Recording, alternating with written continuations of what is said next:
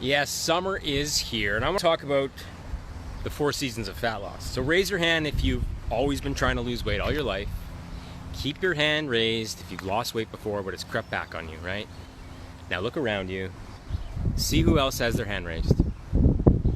No one else does because they're not watching this. Joke's on you. But the good news is you don't have to diet all the time. In fact, you'll get better results if you don't. So let me explain that. Because your metabolism is not great at multitasking. It's hard to try to lose fat and build muscle at the same time.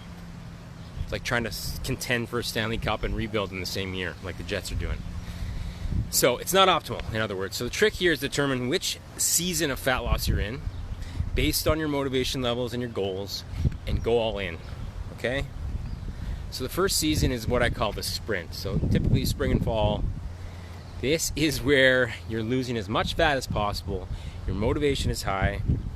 During a time of year with less distractions, obviously, you got more energy to focus on it and commit. So you bring your calories down. So you eat less and you exercise more.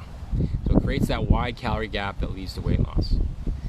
So you try to aim to lose 1% of your body weight a week, up to 10% for the diet before shifting to what I call a maintenance phase. Because what most people do wrong after they cut weight is they fall off the plan and they rebound. So what you want to do after you finish that sprint is a maintenance phase where, it's not that all or nothing approach. You go from eating in a deficit, working out pretty hard, to eating in maintenance. So you want to increase your calories up a little bit so you can eat more food, take a break, and your hormones will return to healthy levels. You still exercise and have some restraint with your diet, but you're eating more than you did for that sprint, right? And there's more than just a mental break here. In one study in Australia, a group taking frequent diet breaks lost 50% more fat than a group that just tried to keep pushing for 16 straight weeks.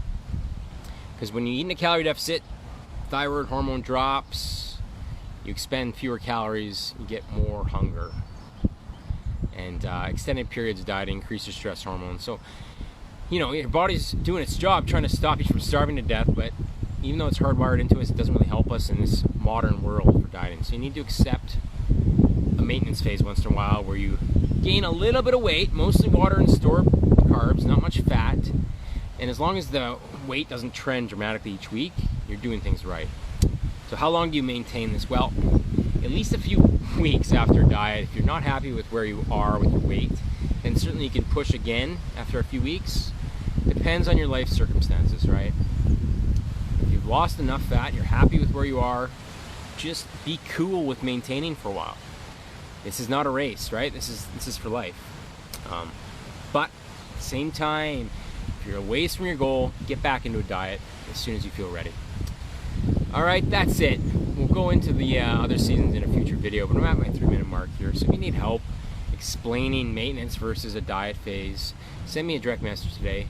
We'll get you into my Drop 2 Sizes challenge, or simply if you have a question, drop me a message.